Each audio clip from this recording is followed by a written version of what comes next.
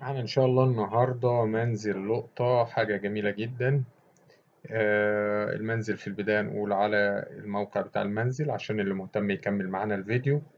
المنزل في الكيلو 3 بجوار شارع العمدة فرج، آه، قريب من طريق اسكندرية مطروح. طبعا كيلو 3 في مرسى مطروح، يعني بيبعد حوالي 3 كيلو فقط عن وسط مرسى مطروح.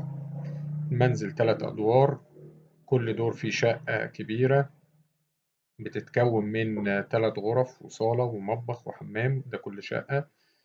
تشطيب شقق سوبر لوكس، البلكونات دوران، المنزل ناصية.